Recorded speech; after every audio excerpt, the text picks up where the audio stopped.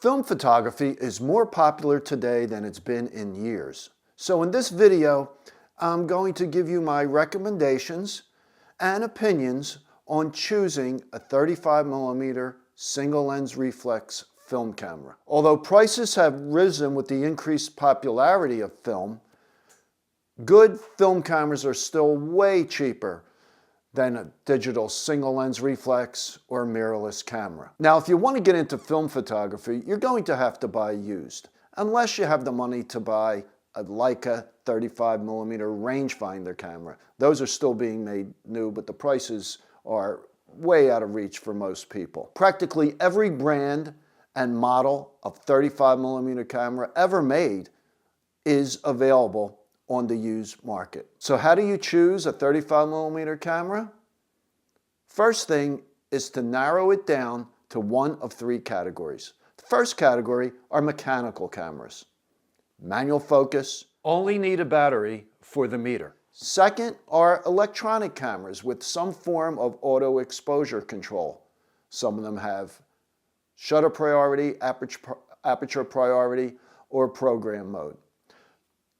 Third are autofocus cameras. So let's start first with the mechanical cameras. Mechanical 35mm single lens reflex cameras date back to the 50s. There are literally thousands available on the used market.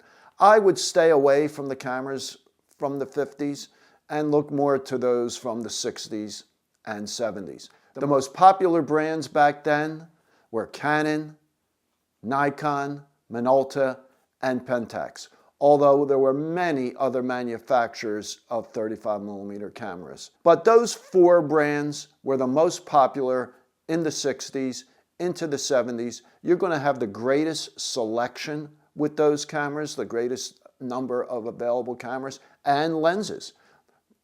Talk about a lot of cameras being available. There are even more lenses, because with lenses you also had some third-party manufacturers. So you got a lot of choices. And one other camera manufacturer I should not fail to mention is the Olympus. The Olympus OM1, and there were several versions leading up to the Olympus OM4. These were compact, very well made, with a fine line of compact lenses. Now my choice when shooting film is to use one of these mechanical cameras. My first choice is the Nikon F2AS. This camera dates from about 1977. It has a built-in meter, and the battery is only required for that meter. But why a mechanical camera? Why not one of the newer electronic cameras or an autofocus camera? There's something about using one of these old mechanical cameras, the sound of the shutter. It's kind of like a fine watch. They're very well made, all metal construction. Most of them were all metal construction. Easy to use. Actually, they're very simple. Not a lot of controls. You look at a modern digital camera and there are so many buttons and menus, and it could drive you crazy trying to figure it all out. So that's my first choice. You will also be able to find a lot of lenses for these cameras. There are literally thousands of lenses made for these cameras. As I mentioned, especially the Pentax, Minoltas, and Canons, along with Nikon. The mechanical camera is going to require the most input from you.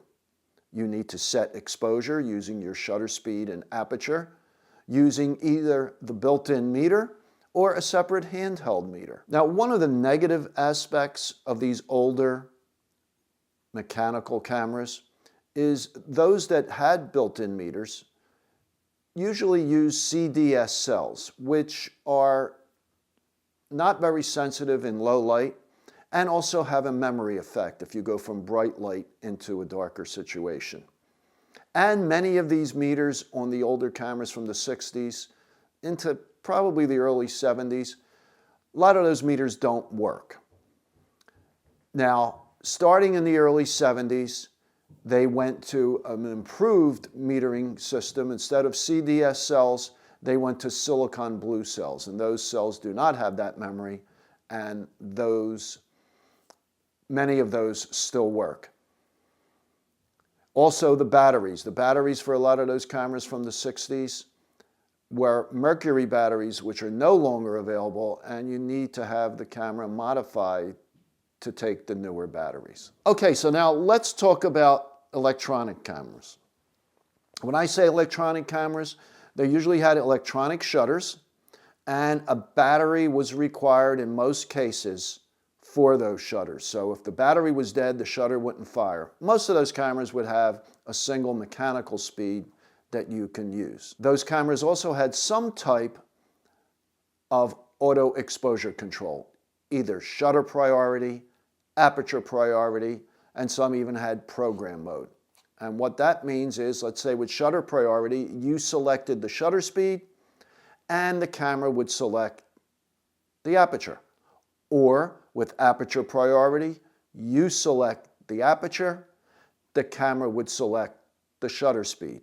And program mode, the camera would do both. It would determine the proper shutter speed and aperture. Some of those cameras were more sophisticated. They would know what focal length lens you had on your camera, and if it was a longer focal length, they would select a higher shutter speed when in program mode. So those cameras made it simpler, easier, but they were, of course, very battery dependent, and the batteries drained quicker on those cameras. On those mechanical cameras that had meters, that battery could last a year because the battery was only being used when the meter was being used. Now, some of the earliest electronic cameras from the early 70s were the cameras like the Pentax ES from 1971, the Nicormat EL from 1972, Canon's EF from 1973, and the Minolta XE7 from 1974. All those cameras had electronic shutters and some form of auto exposure control. In 1976, Canon came out with the AE1, which was pretty much plastic construction, but a very popular camera. They sold well over 5 million of these cameras. It also had an accessory winder that attached to the bottom of the camera and would advance at the rate of up to 2 frames a second. That set the stage for many similar cameras offering winders. Now, also in the mid-70s, Pentax, whose cameras always took M42 screw mount lenses, came out with the K-mount, which was a bayonet mount. Now, finally, the last category we're going to talk about are autofocus cameras. Now, in 1985, Minolta came out with the first interchangeable lens autofocus camera that had an integrated motor. So no longer did you need an accessory motor drive to attach to the bottom of the camera. It was built into the camera. The other manufacturers followed. In 1986, Nikon came out with their first autofocus camera, the Nikon N2020. Now, with the introduction of the Maxim, Minolta changed their lens mount. And Canon did the same thing in 1987 when they introduced their EOS line of autofocus cameras. Nikon and Pentax kept the same mount. So what do you do now if you want to buy a film camera? Do you buy a mechanical camera, an all-mechanical camera? One of the electronic models that offers auto exposure control? Or do you go with an autofocus camera? Well, I think a lot depends on what you have now. If you have no camera, then you're going to have to determine just how much you want to do. How much do you want to get into photography? How much do you want to learn? Because it's going to require more knowledge to use that old mechanical camera. Now, if you have a digital camera now, if you have a digital SLR, okay, what brand do you have? If you have a Nikon DSLR, a large number of the F-mount lenses will work on that camera. In fact, lenses made since 1977, whether they be manual focus or autofocus, will work on your Nikon DSLR. Prior Nikon F-mount lenses, which are called non-AI, would need to be modified to work on your Nikon DSLR. If you have a Canon DSLR and they use the EOS mount, then you could look into possibly getting a Canon EOS film camera. Those are autofocus.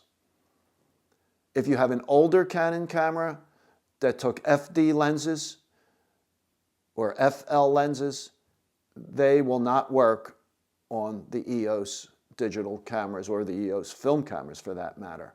Minolta's out of the camera business. Sony kind of took over for Minolta, and now Sony uses on their mirrorless cameras the E-mount. So if you have a Sony E-mount camera and you want to get a film camera, it really doesn't matter as far as compatibility. And as far as Pentax, Pentax went to the K-mount in the mid-70s, and their DSLRs will take K-mount lenses. Now, your decision is not only based on the camera, it's also, are there lenses available for my camera? Now, there are lenses available for all old film cameras, but it's much better to go with one of the more popular cameras because there's going to be more accessories available for those cameras. And if you decide to go with a mechanical camera, then either Canon, Minolta, Nikon, or Pentax. Those were the most popular cameras in the 60s into the 70s, and you're going to find a ton of accessories for those cameras. Okay, so we've gone through the three different categories, and you have to decide which will work best for you. And again, as I said, if you already have a camera, then something that possibly those lenses could be compatible with would probably be the best route to go. Okay, so what are my specific recommendations? Well, for mechanical cameras, 60 cameras that were available in the 60s, like I said earlier, Pentax, Nikon, Minolta, and Canon.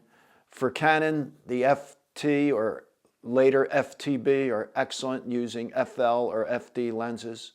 The Pentax Spotmatic was a great camera, a little more compact than the others, took screw mount lenses, and then in the 70s, the Pentax K1000. It used the updated bayonet K-mount, and that was the camera if you were a student photographer in college. That's the camera a lot of people purchased. It was inexpensive, reliable, good lenses, very well made.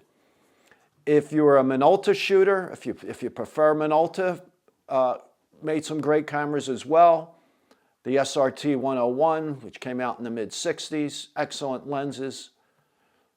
Continuing into the 70s with the SRT 102. If you prefer Nikon, great lenses, of course. Nikon made professional cameras throughout the 60s to the present day. Nikon F, you can't go wrong with a Nikon F, or a Nichromat. And the Nichromat I most recommend is the one from actually 1977, the Nichromat FT3. So you could look for that camera. Also, and my number one choice, as I said earlier, you're going to spend a little more, it's a professional camera, is the Nikon F2. And the F2AS version, which is an F2. The F2 came out in '71, but the F2AS has the latest, for its time, meter prism finder, and it's a superb camera. Now let's talk about electronic cameras. One of the best was the Minolta XE7. In fact, it's said that that was designed in cooperation with Leica, and then when Leica came out with, I believe it was the R3, it was very similar to the XE7. So that's an excellent camera from the mid-70s. Of course, the Canon AE1. The AE1, as I said earlier, was one of the best-selling, if not the best-selling, single-lens reflex camera of all time. It was then updated with the AE1 program. There's just so many. The Nikon FE. Nikon FE came out in 1978, which was a compact camera, took a motor drive, auto exposure. So you can't go wrong with any of those cameras. And then finally, autofocus. As far as autofocus, I would stick with either Nikon or Canon. The Canon EOS line of autofocus cameras was great. I think at the beginning when they were first introduced, they were better than the Nikon offerings. But then, of course, Nikon upped their game, and the Nikon F100 is a superb autofocus camera. So ultimately, you're going to have to decide which camera, which film camera you would prefer to work with. There's a lot of information out there. Do your research. Now, it would be nice if you could go to a camera shop and handle some of these cameras like we did in the old days. But today, I think most used cameras are sold online, either through one of the online retailers or eBay or other auction site. The online retailers, most of them, have a very liberal return policy. So if you get the camera and you don't like it, you could send it back, usually for a full refund. Okay, so that's it for this video. If you have any questions, please leave them in the comments below. I will answer all questions, or you can email me. I come out with a new video every Wednesday morning at 11 a.m. So if you enjoyed this one, please give it a thumbs up and subscribe to my channel. Thanks for watching, and I will talk to you next time.